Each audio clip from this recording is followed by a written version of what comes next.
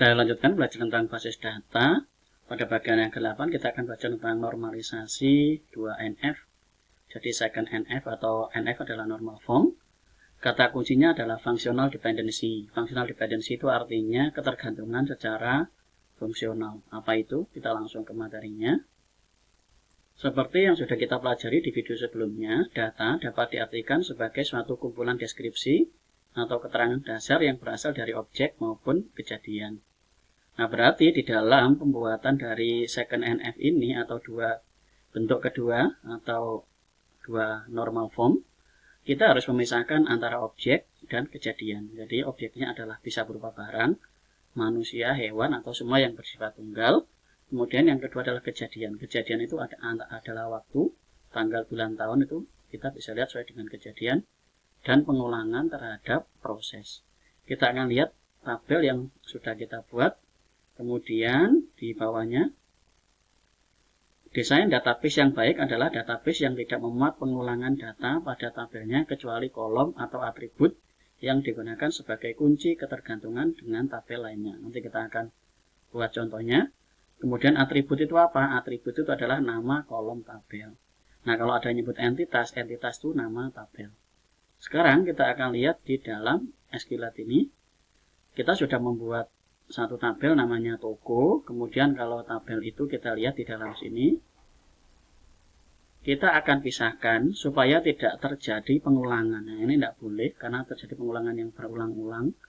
Ini juga berulang-ulang, kita akan pisahkan supaya masing-masing yang sama-sama itu hanya tertulis satu kali. Berarti kita akan buat tabel mana yang termasuk objek dan mana yang termasuk kejadian. Di dalam sini kita akan ambil dulu objeknya. Objeknya ini nama toko, ini pasti objek. Kemudian alamat. Alamat ini juga hanya tertulis sekali. Kita akan buat nama toko. Kemudian kita akan tulis di dalam sini create tabel. Kita akan buat tbl nama toko. Kemudian kita tambahkan di dalam sini.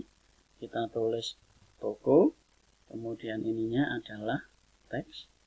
Kemudian kita tambahkan lagi alamat. Kemudian di dalam sini, ini juga kita kasih dengan teks. Kita klik OK. Ini nanti yang toko ini akan kita hapus kalau proses desainnya sudah jadi. Sementara kita masukkan dulu. Ini kita akan copy. Kemudian di dalam nama toko ini kita akan tambahkan sebuah kolomnya. Nah, ini kita paste dalam sini. Kemudian berikutnya kita ambil lagi yang dari toko. Ini kita tulis di dalam sini yaitu alamat. Kita akan copy. Kemudian masuk lagi ke dalam nama tokonya. Nah, ini. Kemudian paste. Ini sekarang kita hasilnya sudah dapatkan sebuah seperti ini. Di dalam sini, di dalam toko ini kita bisa memodifikasi, jadi kolom yang tidak kita perlukan ini akan kita hapus. Jadi nama toko dan alamat ini sudah selesai. Ini bisa kita remove.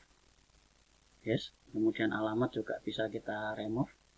Nah, ini prosesnya sekarang kita sudah diwakili oleh tabel nama toko. Berikutnya lagi di dalam tabel toko ini kita lihat lagi di dalam tabel toko kita akan pisahkan lagi, yaitu di dalam sini barang, quantity, dan harga. Kita akan tambahkan barang, quantity, dan harga. Berarti kita akan buat sebuah tabel. Kenapa? Karena barang ini adalah objek. Kita akan ambil objeknya dulu. Jadi objeknya kita akan ambil barang, kemudian quantity, dan harga. Kita akan ambil, karena kalau ini adalah kejadian. Jadi ini tanggal, kemudian ini transaksi. Ini adalah kejadian. Kita akan ambil dulu yang berhubungan dengan objeknya. Kita akan buat lagi di dalam sini. Create tabel. Kita beri nama tbl barang. Isinya adalah add barang. Kemudian kita tambahkan lagi teks. Kita tambahkan lagi quantity, kita kasih teks lagi, kemudian kita kasih harga, kemudian kita ambil lagi teks, kemudian kita klik OK.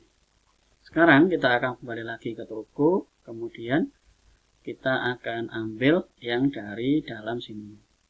Dalam sini ini kita akan copy, kemudian kita akan letakkan ke barang. Ini kita tambahkan, kita paste, kemudian kita ambil lagi dari yang satunya. Kita ambil lagi dari tabel toko, kemudian kita quantity dan harga. Langsung saja kita isi dengan sembarang. Quantity kita isi dengan 1, harga 2.300. Kemudian berikutnya kita sekedar contoh saja, kita ambil 2 supaya gak terlalu panjang.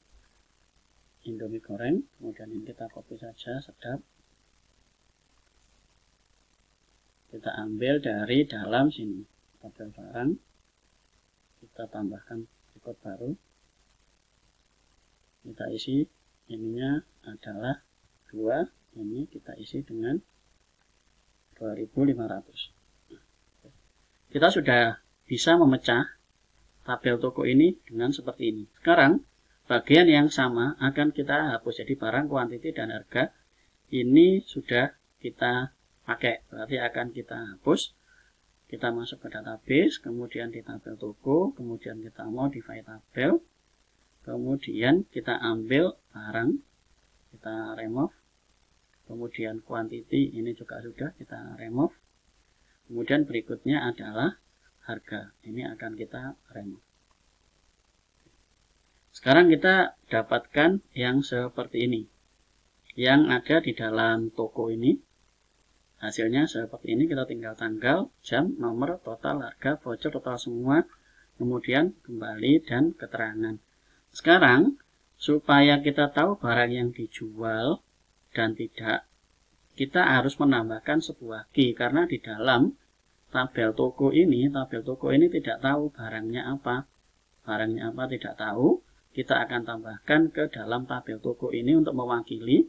Kita akan buat dulu di database struktur ini, di tabel barang ini, kita akan modify tabel, kita akan tambahkan sebuah kolom, kita akan tambahkan namanya ID barang.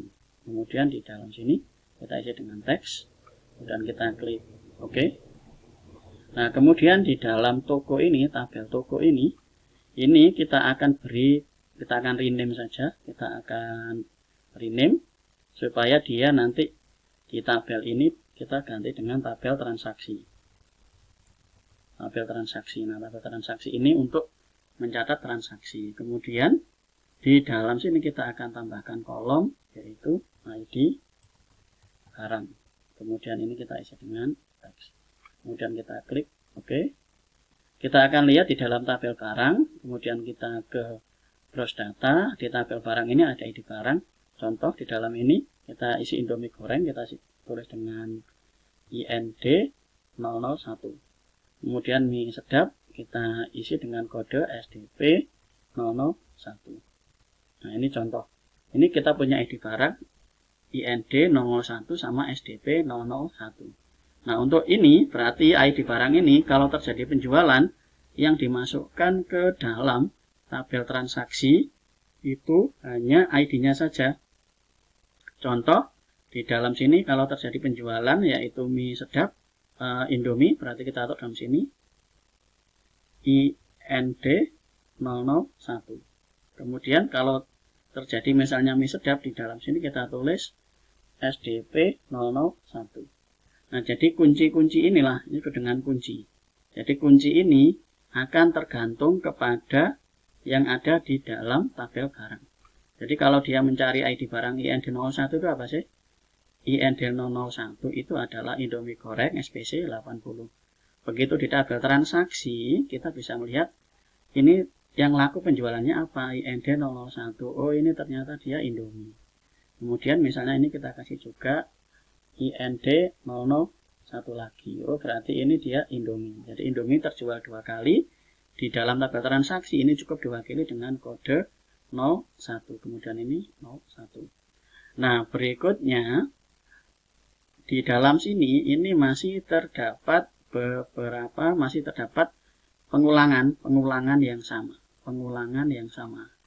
Ini nanti kita akan perbaiki di video berikutnya. Kemudian di dalam sini ini juga masih terdapat pengulangan. Jadi ini pengulangan, ini pengulangan kejadian, kemudian ini juga pengulangan dari kejadian, dan ini juga pengulangan terhadap kejadian. Ini harus dinormalisasi lagi supaya nanti tidak terjadi pengulangan. Jadi tidak terjadi pengulangan. Kita akan lanjut di video berikutnya untuk supaya ini tidak terjadi pengulangan. Jadi ini tidak terulang. Di materi kali ini kita belajar untuk penambahan fungsi dari ID di dalam tabel barang. Kita tambahkan ID. ID ini disebut dengan functional dependencies atau fungsi ketergantungan. Jadi ID barang ini di dalam transaksi itu tergantung dari yang ada di dalam tabel barang. Jadi tabel transaksi ini akan melihat kalau di dalam sini tidak ada, berarti dia tidak bisa jualan. Jadi tergantung dari yang ada di tabel barang. Barang yang bisa dijual yang ada di dalam tabel barang saja. Jadi objek yang bisa dijual hanya yang ada di dalam tabel ini saja. Jadi ini akan tergantung untuk tabel transaksi.